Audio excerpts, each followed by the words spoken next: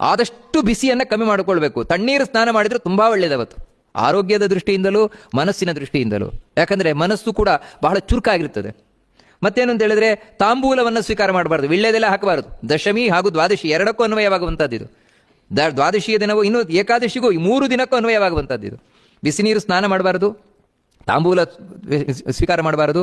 ಹಾಗೆಯೇ ತೈಲಾಭ್ಯಂಜನ, ತಲೆಗೆ ಎಣ್ಣೆ ಹಾಕುವುದು ಅಥವಾ ಮೈಗೆ ಎಣ್ಣೆ ಹಚ್ಚಿಕೊಂಡು ಸ್ನಾನ ಮಾಡುವುದು, ಅದನ್ನೆಲ್ಲ ಮಾಡಬಾರದು ಅಂತ ಹೇಳ್ತಾರೆ.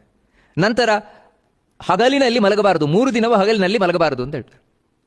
ಇನ್ನು ಅಷ್ಟೂ ಸುಸ್ತಾಯಿತು ಅಂತ ಹೇಳಿದ್ರೆ ಆಗುವುದೇ ಇಲ್ಲ ಅಂದ್ರೆ ಒಂದು 10 ನಿಮಿಷಗಳ ಕಾಲ ಕಣ್ಣು ಮುಚ್ಚಿ ತೆಗಿಬೋದು ಅಷ್ಟೇ, ಹೊರತು ಗಡದ್ದಾಗಿ ನಿದ್ರೆ ಮಾಡ್ಲಿಕ್ಕೆ ಇಲ್ವೇ ಇಲ್ಲ ಆ 3 ದಿನ. ಇದೆಲ್ಲ ಏನಂದ್ರೆ, ನಾವು ನಮಗೆ ಪಾಪ ಪರಿಹಾರ ಆಗಬೇಕು, ಪುಣ್ಯ ಬರಬೇಕು, ಭಗವಂತನ ಅನುಗ್ರಹ ಆಗಬೇಕು ಅಂತಿದ್ರೆ ಮಾಡಬೇಕು ಈ ರೀತಿ ವ್ರತವನ್ನು. ಹೀಗೆ ಮಾಡಿದ್ರೆ ಖಂಡಿತವಾಗಿಯೂ ಅವನಿಗೆ ಭಗವಂತನ ಅನುಗ್ರಹ ಆಗೇ ಆಗುತ್ತೆ.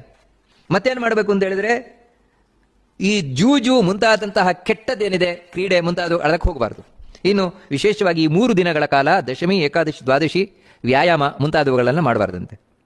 ನಂತರ ಪತಿ ಪತ್ನಿಯರ ಸಂಪರ್ಕ ಈ 3 ದಿನಗಳು ಮಾಡಬಾರದು ಅಂತ ಹೇಳ್ತಾರೆ. ನಂತರ ಶರೀರ ಸಂಸ್ಕಾರಂ ಅಂದರೆ ದೇಹಕ್ಕೆ ಹೆಚ್ಚಾಗಿ ಅಲಂಕಾರ ಮಾಡಿಕೊಳ್ಳುವಂಥದ್ದು, ಅದನ್ನು 3 ದಿನಗಳ ಕಾಲ ಮಾಡ್ಕೊಳ್ಬಾರದು ಅಂತ ಹೇಳ್ತಾರೆ.